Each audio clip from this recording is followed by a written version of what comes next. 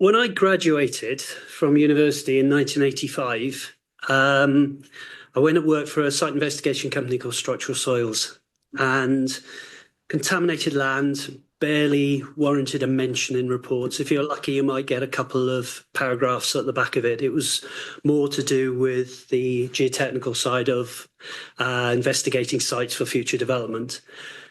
Nowadays, contaminated land is a huge part of most investigation reports and actually drives the requirements for investigation for a lot of development sites. So I thought I'd talk to you about that today. Right. So what is contaminated land?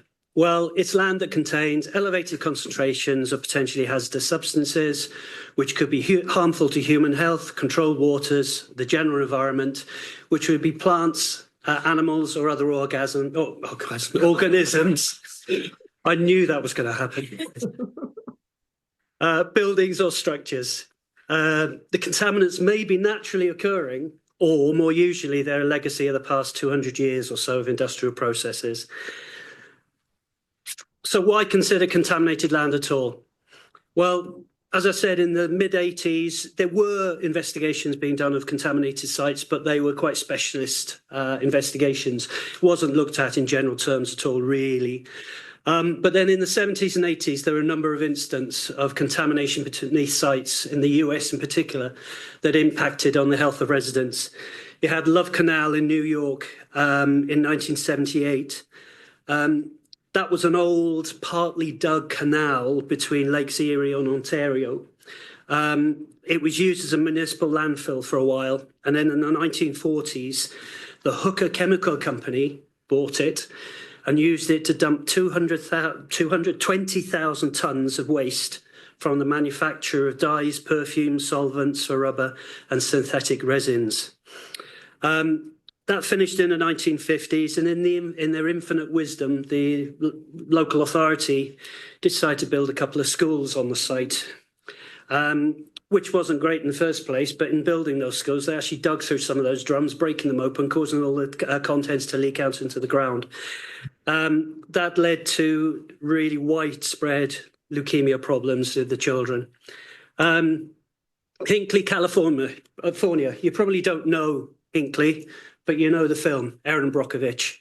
That was the Pacific Gas and Electric Company dumped 370 million US gallons of chromium contaminated wastewater into unlined ponds. And that resulted in serious health issues again across the town. I'm sure you're familiar with the story. The other one is Woburn, Massachusetts, which is another movie, the civil action. And if you haven't seen it, I strongly recommend it. It's very good. John Travolta in it. That was 1980s and TCE, trichloroethylene. Now, you all know trichloroethylene. Remember when you had Tipex and you opened the top and you smelt that's TCE. That was dumped in, produced by tanneries as a waste product of tannery processes and dumped into lagoons. And that led to leukemia across the town. So the UK government decided something had to be done. So the 1990 Environmental Protection Act, Part 2A, defined contaminated land as, I'm not going to read it all, but basically it's land which has got substances where the significant harm is potentially being caused. Okay.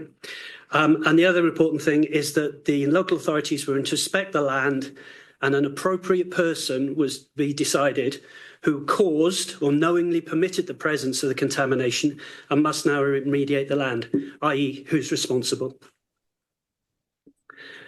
As I said, most investigation nowadays, a lot of them are driven by contamination, and part of that comes from the planning regime. And this is a planning condition that was taken from a planning permission in the last year or so in South Wales.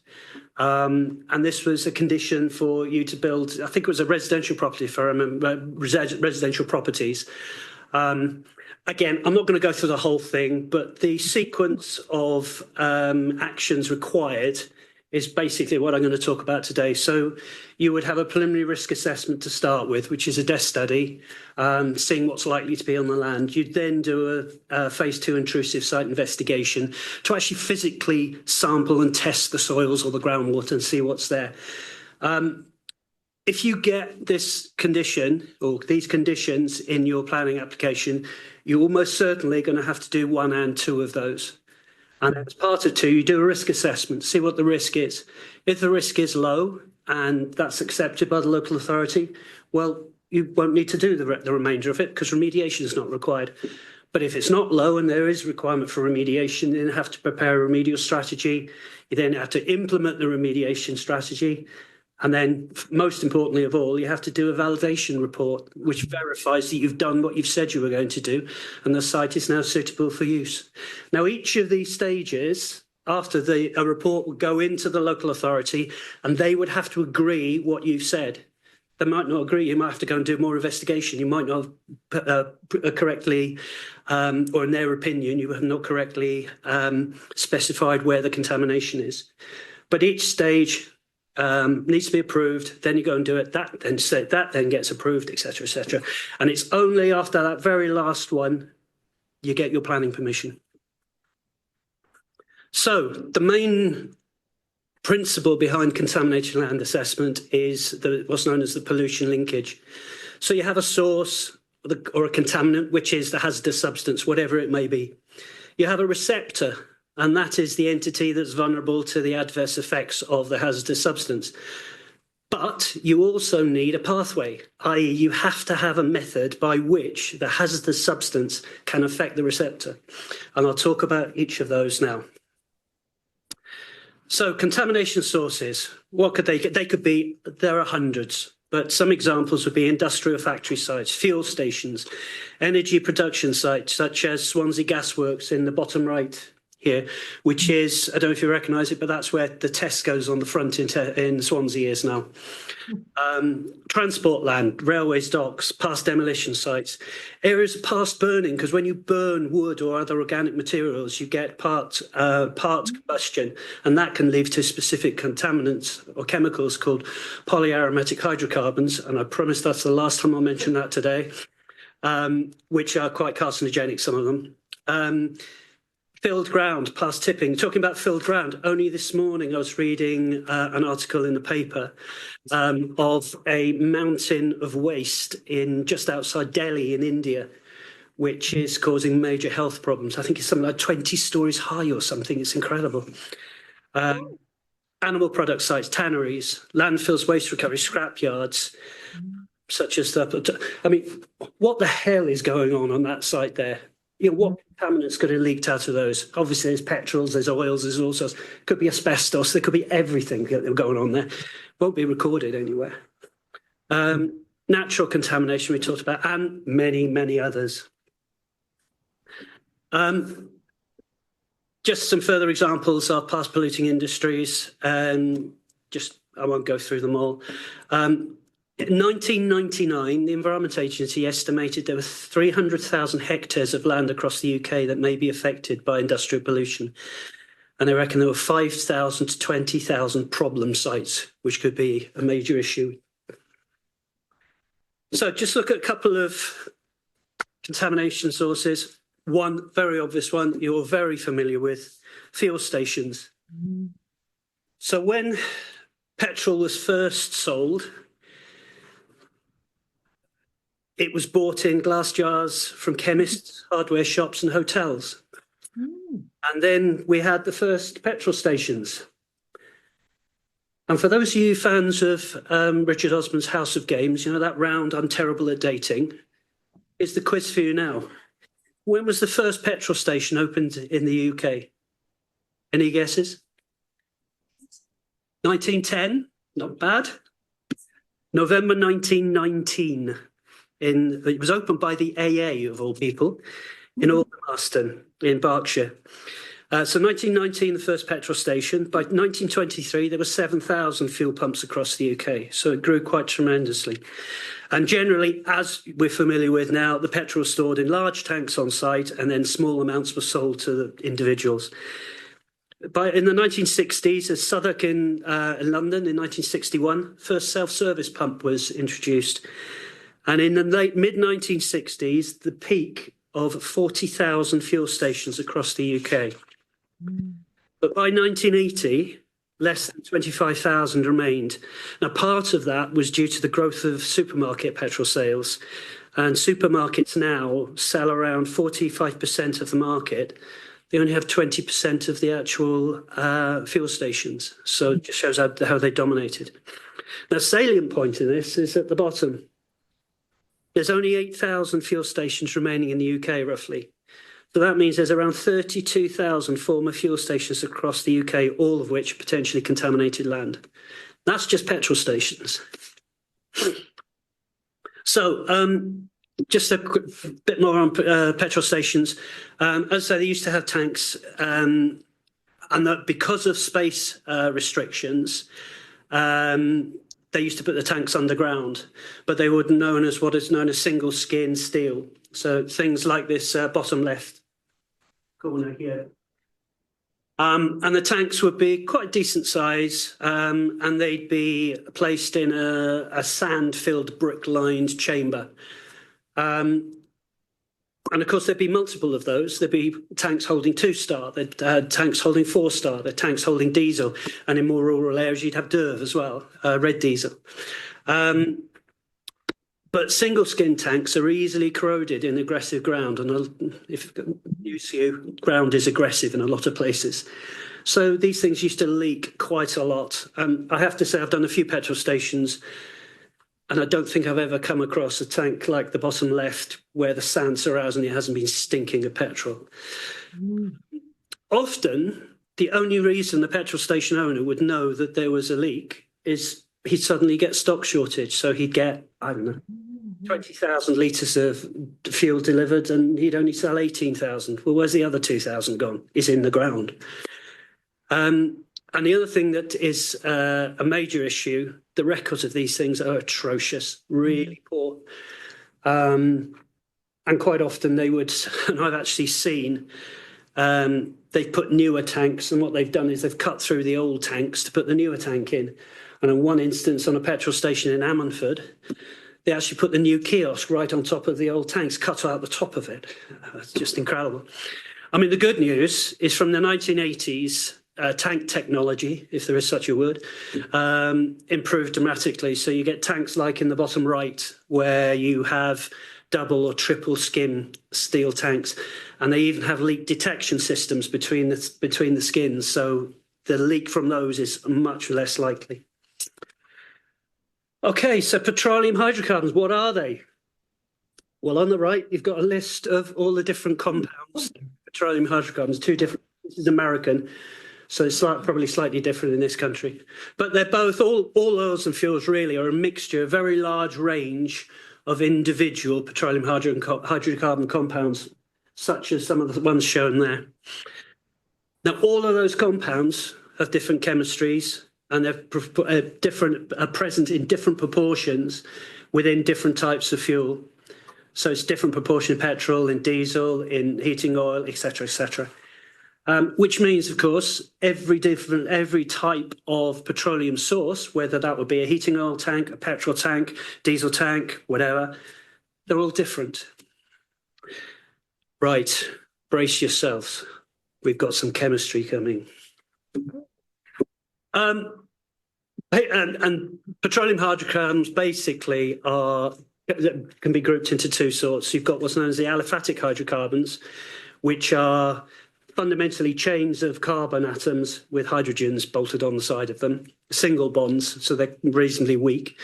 And then you have the aromatic hydrocarbons, which are the main ones within petroleum hydrocarbons on the right. And if you look at the top, you can see benzene, and that's known as the benzene ring.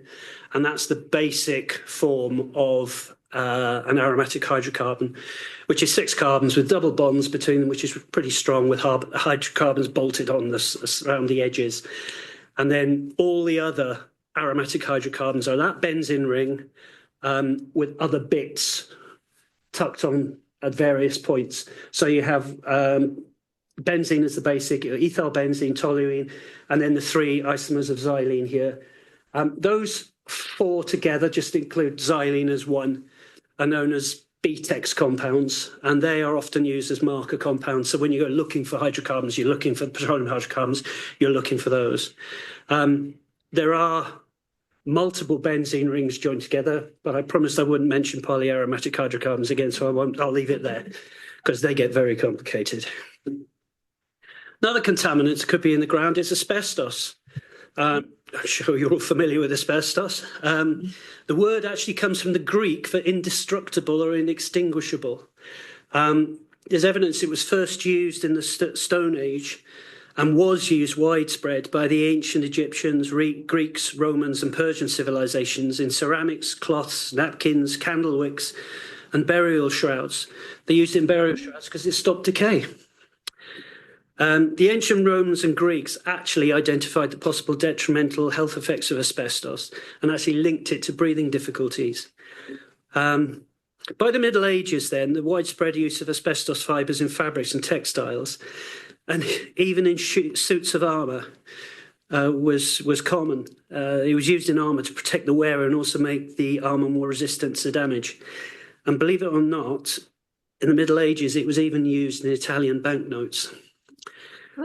The invention of the steam engine and large-scale manufacturing then led to further use in industry, vehicles, and even domestic properties. So, for example, insulation, lagging, Artex, floor tile, asbestos cement sheets as the bottom right. And I'm sure you're all familiar with the item in bottom left, the Bakelite toilet system. That's got asbestos in it. And the Bell Bakelite telephone's got asbestos as well. And after 1945, there was a huge increase of use of asbestos in shipbuilding and ship repair. And asbestos were commonly known as the magic mineral. It had really good strengthening properties, resistance to damage, thermal insulation, electrical insulation, fire resistance. It was absolutely brilliant. It could be used for everything, but it would kill you. There's three main forms of asbestos that really we come across. You've probably heard about them: white asbestos, brown asbestos, or blue asbestos, or as the terms we use nowadays, chrysotile amosite and chrysolite. They're all needle-type structures, as you can see from the right. The nastiest of those is chrysolite. That really is horrible. Amosite's still quite bad, but fortunately, chrysotile is the thing you come across most often in our investigations. 1924 was the first identified asbestos-related death. It was Nellie Kershaw in Manchester, and she spent 7 years spinning asbestos fibres. But even then, it took till 1983 before the first legislation came in to control asbestos working. 85, brown and blue asbestos were banned in the UK, and in 1999, chrysotile was finally banned. So that was all asbestos banned. But although it's not used anymore, it's still present in many older buildings. It's possible to be present in any building dated from before 2000. And it is highly likely in the vast majority of buildings dating from before 1980. And because a lot of development sites have previously been developed, they've had buildings on them previously, there's been demolition. Asbestos could quite easily be in the soils across those sites. And then we talk about some naturally occurring contaminants. These nothing to do with industry. These are just in the ground. Heavy metals, arsenic, copper, zinc as examples. Get radioactive minerals and get radon gas. You also get methane and carbon dioxide originating from organic soils. Not in the UK, but in places like Cyprus, you actually get asbestos naturally occurring in the ground because it is a mineral. It's simply. And then you've got hydrocarbon seeps and tar pits. Tar pits, for example, is one in Los Angeles. If you with lots of fossil. That's the one. And then just a bit on arsenic, which is obviously a metal you've heard of. It's used in car batteries, pesticides, herbicides, and wood treatment. commonly found on elevated levels on brownfield sites. And in 2001, the US ranked it as the #1 of its list of toxic substances. And it's a group A carcinogen, like cancer core. And it's probably, in my experience, if we're going to a site, a brownfield site, it's likely arsenic. If something's going to be elevated, it's quite often it's arsenic is elevated. But again, it's also found naturally in areas such as India, Bangladesh, Hungary, and Taiwan, and in the UK in the Mendips and Northamptonshire. Okay, remember that slide from earlier? So we talked about the source. Let's see what sort of receptors that we look at. Well, human beings.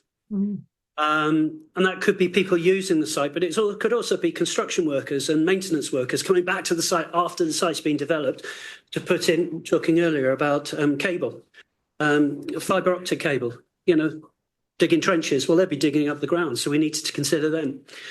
Controlled waters, which are surface waters and groundwater, which is obviously used as a drinking water supply in a lot of places.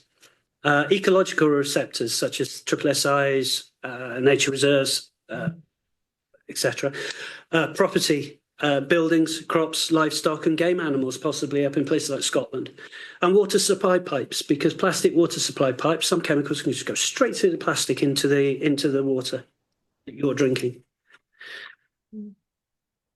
So the human receptors, so that would be any person coming into contact with a contaminant in any way. So, for example, it could be young children playing outside. I'm sure we all know that toddlers have got this tendency to put anything in their mouths, including soil. So we have to take account of that. Some contaminants, it's actually children inside are important.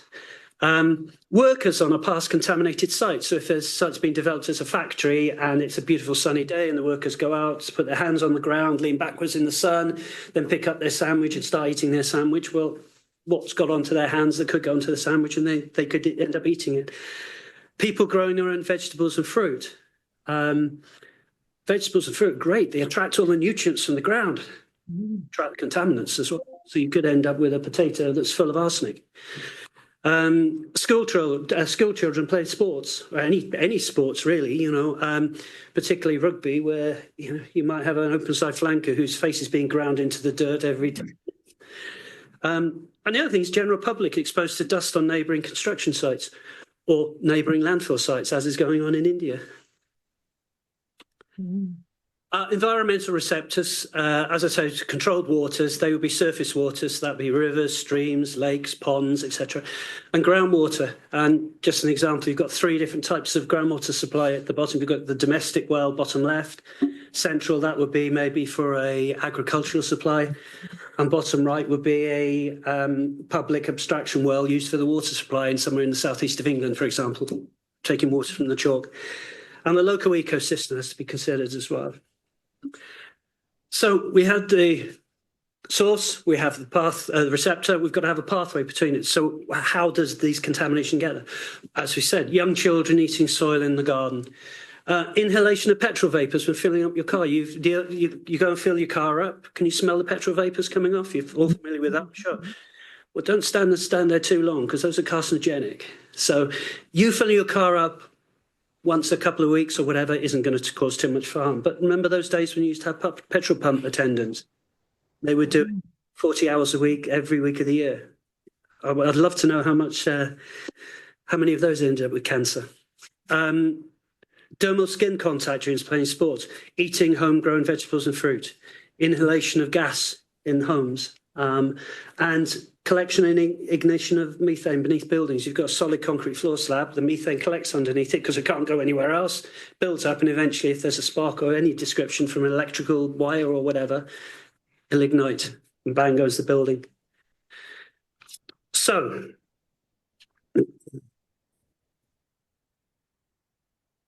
the underlying concept in all of our investigations of what's known as the conceptual site model. And the conceptual site model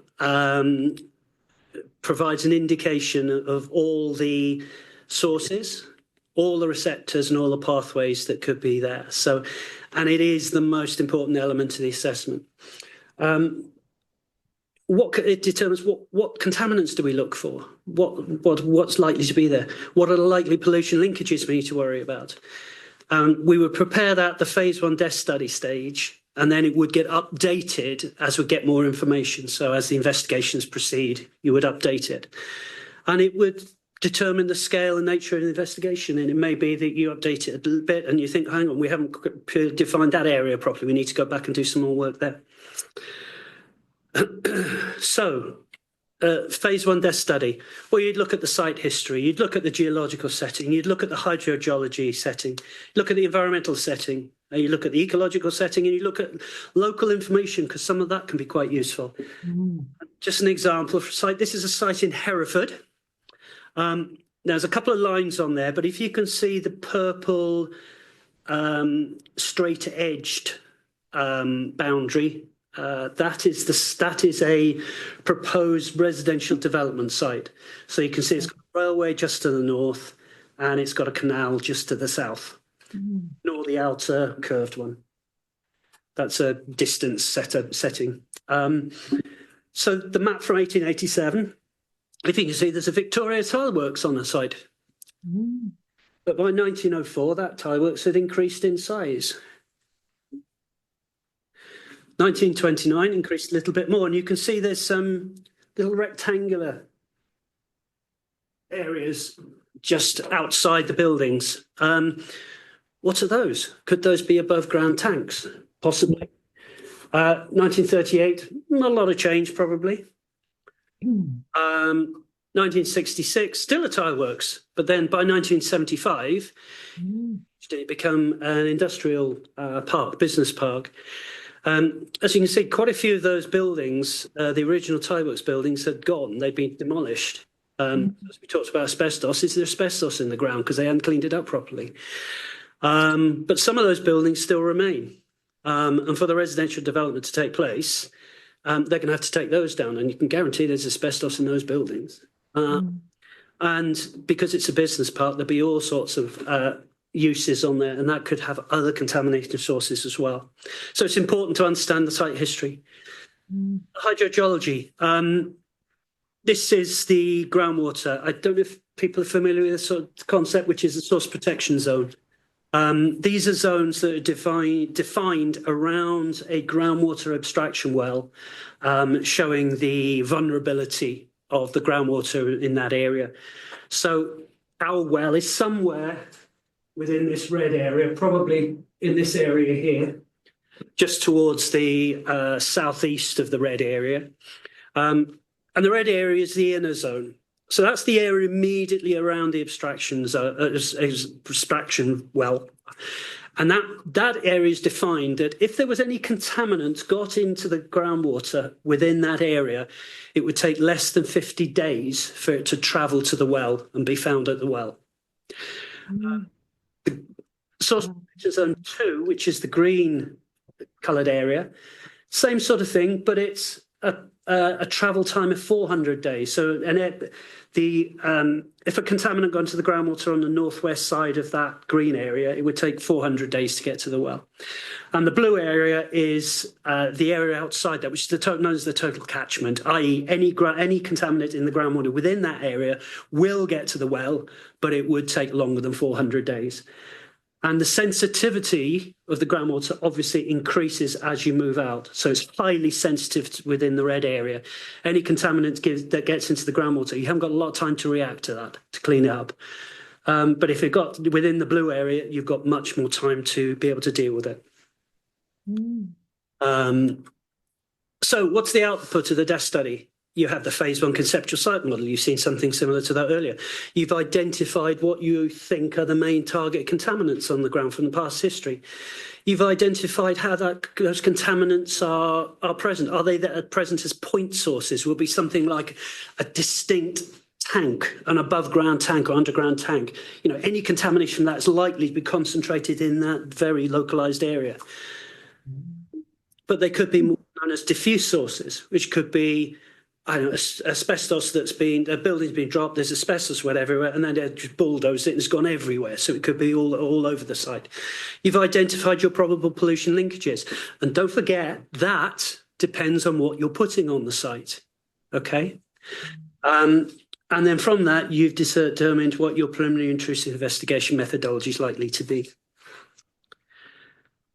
Okay, so you then go on to your phase 2 investigation. What's the main object of that? It's to update the phase 1 conceptual site model. So you get information on the geological setting, on the soil strata. What's the sequence of strata? What's the type of strata that's there? Where's the bedrock? The hydrogeological setting. How deep is the groundwater? Which way is the groundwater flowing? What's the hydraulic gradient, which is basically the rate of flow? And the permeability of the strata. What's the nature of the contaminant source? As I said, what are the levels of a particular contaminant in the soil? And also in the leachate and the groundwater. Leachate is where you take a sample of the soil, you stick it in a bottle with liquid, you shake it all up as much as you can, you throw the soil away, and then you test the liquid and the water. And that is effectively modelling rainfall going through the soil. So you're trying to see if the rain falls through the soil, what's the level of the contaminant going to be when it's been through the contaminated soil? The point of diffuse source, if you talked about that. And then you do a risk assessment. This is where you start your risk assessment to see the identified receptors and check all the salient pathways. So the investigation, won't go through this in great detail, but I'm sure you're familiar with some of these. You use different types of boreholes, trial pitting, monitoring groundwater levels. You might put groundwater wells in, such as this, to sample groundwater. And then you do your laboratory testing on your soils, leachate, groundwater, and even on the surface water running next to the site if there is any. So the outputs, you update your conceptual site model. What level of confidence have you got in the ground and groundwater conditions identified? Are you happy that you understand fully how the groundwater contaminants are going to get into the groundwater, possibly? Has the source been adequately characterised, or is there evidence of previously identified areas and types of contamination? I'll tell you, the death study doesn't pick everything up. I've had loads of times where you find something completely unexpected and then you have to deal with it. If there's any doubt in the above, you need to do further investigation probably in those particular areas. Then you, as I say, the risk assessment for the salient pollution linkages, commonly for the soil and groundwater receptors, but the whole driver of this is remediation required on any part of the site to make it suitable for the proposed development. So just in terms of human health, the risk assessment for human health, and this is residential gardens. So we assume that people are going to put gardens and they're going to grow their own veg, et cetera, Now, these are the different pathways, and the two contaminants I've chosen, arsenic and benzene, just to demonstrate the point. And the higher the percentage, the more likely that pathway is going to be salient. So, for example, for arsenic, the most salient pathway would be the ingestion of soil and dust, so eating of soil and indoor dust. Okay, excuse that bar before the 8. I don't know where that's come from. It should say 8.5%. That's consumption of homegrown veg. So for arsenic, growing your own veg is quite a salient pathway. We don't really care about ingestion of soil and indoor dust because it's only 0.1%. It's not really a major risk driver.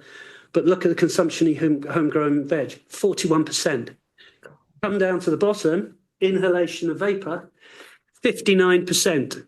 So if we had a site that was on an old petrol station, for example, and benzene was present, I'd be concerned about the consumption of homegrown veg and the inhalation of vapours, from which benzene vapours we talked about earlier.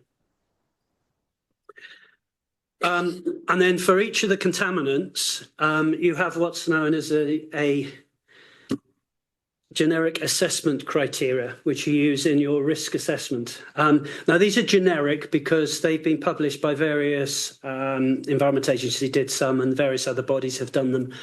And for a standard residential development with homegrown produce, i.e. fruit and vegetables, if your level of arsenic in the soil is less than 37 milligrams per kilogram, happy days, no remediation required.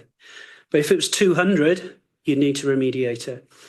Won't go through the rest, but I'll just look at the difference between arsenic and benzene.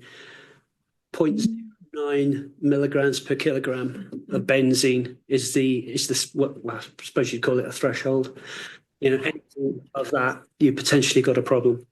The other thing to notice is as you come down, the numbers get bigger. So, for example, the commercial development. So that would be a new factory, say, going on the site.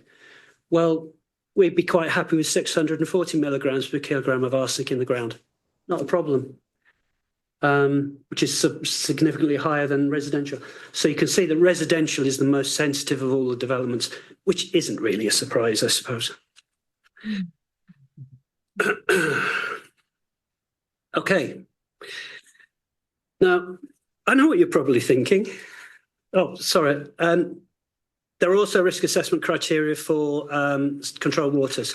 So, for example, for groundwater, you'd have what's known as the prescribed concentration values for drinking water, which is water quality standards.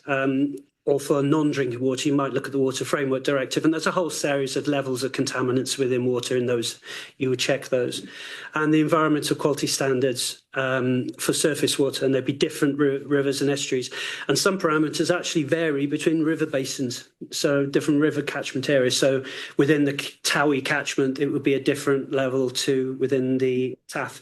And those are the numbers, as I say, that you would check your results against. And if your results are less than those values, you're fine. The risk is low. If they're above it, you've potentially got a problem. So you're probably thinking, most of this could be done by engineers and chemists. Why the hell do you need geologists to do it? This is why you need geologists to do it.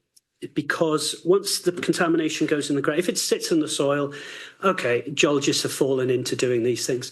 But once it gets into any depth in the ground, that's when you need geologists and hydrogeologists, because that determines, understanding the ground and the hydrogeology and the geology determines how that contaminant is going to flow through the ground. When it gets to groundwater, how it's actually going to flow, the groundwater is going to flow. So where is it going to go? Okay. So here, for example, on the left-hand side, you've got a petrol station. You've got a tank underground. It's leaked and it's gone through the unsaturated zone and it's hit the groundwater and it's started to create what's known as a plume. So in both of these examples, the groundwater flow is almost certainly to the right. Oh, it says it on the right-hand one. There you go. And so it will flow down through the groundwater. And you need to be geologists, hydrogeologists to understand exactly how that's going to happen. This is just an example of a site in South Wales. It's an industrial site. It doesn't show on this slide, but just to the right here, there is a river estuary. So you've got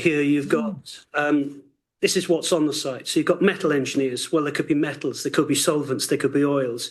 You've got a timber yard down in the southwest. That could have arsenic, could have copper, could have solvents for when they clean up the timber. The little red rectangles, those are above ground oil tanks. So they'll have potential contaminants. There's a scrapyard in the middle of the site. God knows what's on that. It's lots of old buildings. Have a guess what's in those? Asbestos.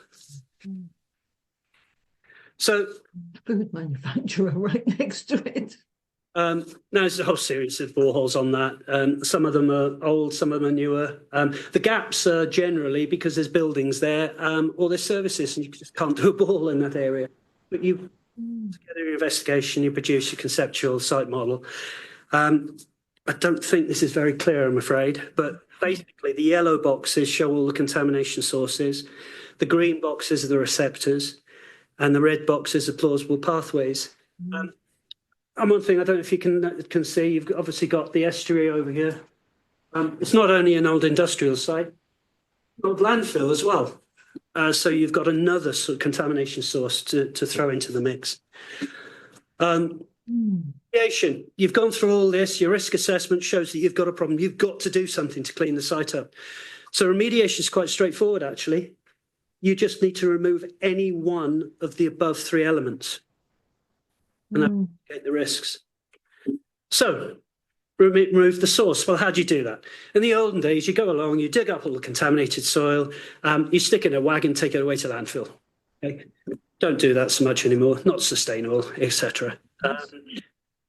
So what you could do is you could treat the contaminated soil on site, and I'll talk about that in a little bit later, and leave it on site. Or if you've got groundwater, you pump the contaminated groundwater out of the ground, you treat it on the surface, take out all the chemicals, put the groundwater back in the ground. And there is actually a fourth option, which is something called monitored natural attenuation. Particularly with things like petroleum hydrocarbons, because they're organic, natural compounds to a degree, you leave them in the ground for long enough and all the bugs in the ground will eat them and they'll be gone. So if you came back to a petrol station site 20,000 years, there probably won't be any petroleum hydrocarbons there. The bugs will have eaten it. But we can't wait 20,000 years. So, but sometimes the best solution would be to just leave it, monitor it, make sure everything is happening as you expect it to happen, and it may not be a major issue. How do you remove a pathway? Well, as we talked about gardens, maybe what you do is you cover the contaminated soil with a clean soil layer or a hard surface. You put a big concrete slab above it, nobody's going to grow any vegetables in it, are they? If it's deep in the ground and it's in the groundwater, you can actually dig trenches and put a vertical barrier in to prevent the lateral flow of the groundwater. It can't get out of the site. And of course, the third element of that was receptors. You can remove the receptor. Obvious way of doing that is put a fence around a contaminated site. Now, how successful that can be. Says no. We talked about the bugs eating hydrocarbons. One of the solutions for petroleum hydrocarbons is something called bioremediation. And that basically uses the natural processes to degrade the hydrocarbons. Quite often what you would do is you dig out the soil, you'd put it into what are known as biopiles, which you can see in the top picture. You wouldn't just leave them there. What you would do is you'd add nutrients. You'd maybe even heat the soil up. And what you try and do is get the bug activity to really accelerate. And it's quite possible that you could clean up contaminated soils like that in 3 to 6 months, possibly, depending on what the conditions are and what you do to it. It costs money, so, you know. And just another, on the bottom picture on the left, talked about how important geologists were. Now, most, you're all aware, you put some oil in a glass of water, it floats on the surface, doesn't it? Yeah, well, not all organic compounds do that. Some organic compounds sink through water. They're heavy, the water. Then there's things called DNAPLs. And you can have drums of DNAPL. TCE is a DNAPL. We talked about civil action, wasn't it? That's a DNAPL. If that gets into the groundwater, it will sink down through the groundwater. It won't float on the top. And sometimes it could then get into the fractures within a bedrock layer underneath. So you've got to know what you're talking about with regard to the geology to understand how you're going to clean all that up. You can't just leave it there. That would be quite a complex problem, I have to say. Okay, so you need remediation. You prepare a remedial strategy. What's a remedial strategy? It's a document that you need to provide to the local authority. You might do a remedial options appraisal where you look at all the different options that are available to you and then based on the pros and cons, environmental impact, sustainability costs, blah, blah, blah, you would choose what's the best one is. You then provide detailed methods on how you're actually going to remediate the site. So that would even include what construction plant you're going to use, how you're going to dig it out, how you're going to process it. If you're taking soil off site, what sites are you going to take them to? Yeah. If you're going to import soil to the site for a cover layer, what sites are you going to use? How are you going to get it from that site to this site? There's something called a materials management plan, which I won't go into here, but that goes into quite detail exactly what roads you're going to drive on between the two sites. That's all that be required.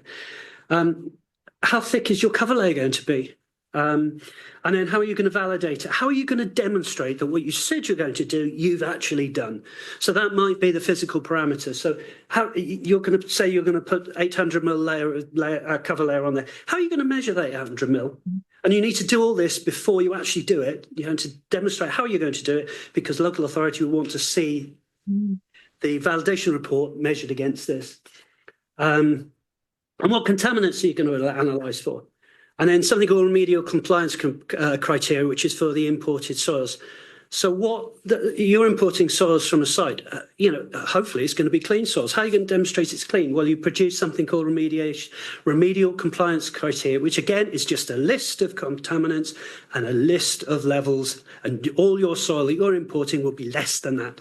And you would determine that based on the risks to the future residents. And a remedial programme, how long is it going to take, when you're going to start, etc. And again, that would all need to be agreed before you actually start. This again, remember that residential site in Hereford I talked about? This is the remedial strategy we did for that. So what we did was, you can see all the different housing blocks.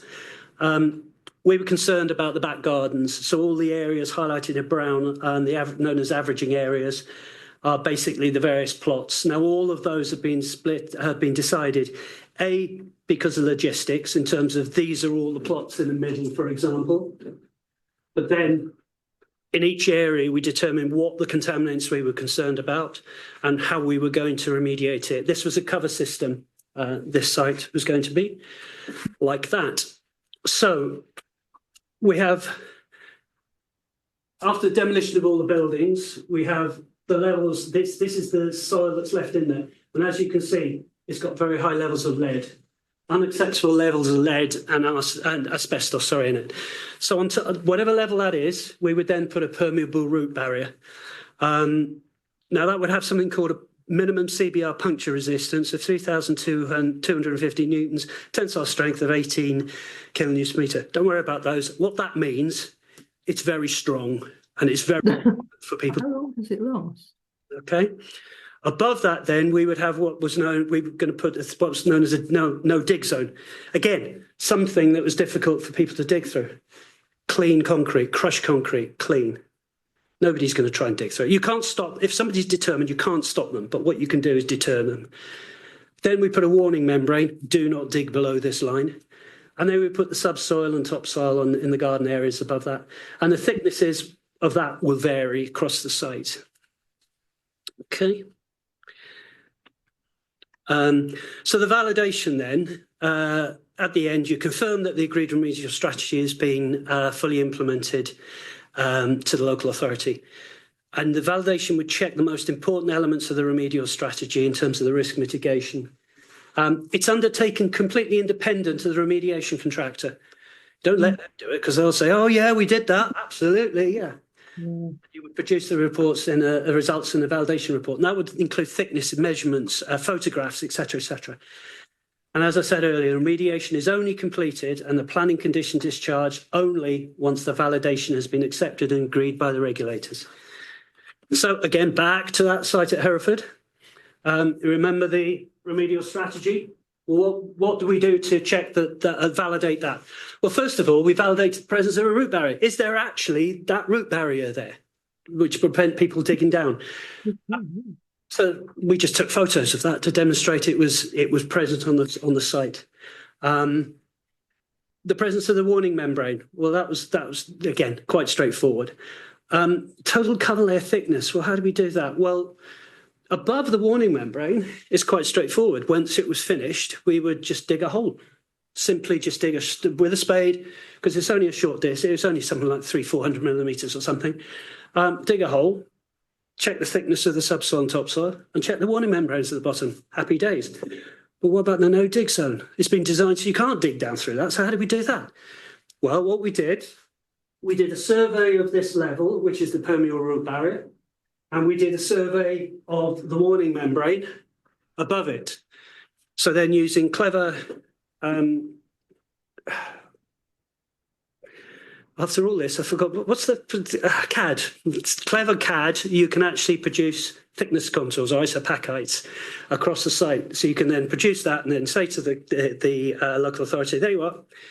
It's, so thick, so much that you can see that it's the correct thickness. And then the topsoil and subsoil suitability. There's a series of remedial criteria, remedial compliance criteria. You'll notice arsenic 37 milligrams per kilogram. Do you remember that figure from earlier? It's because this was for residential properties. That's what we wanted to go for. If you want me to go through all the polyaromatic hydrocarbons, I can do that. Really well, you didn't. That's just an example. So those are just values as long as when we tested that soil that we were bringing in for the cover layer, the levels of contamination were below those numbers, we were happy. And this all went off to the local authority, and the local authority said, yep, fine, get on with it. Mm. Oh. And there we are, lovely houses. Golly.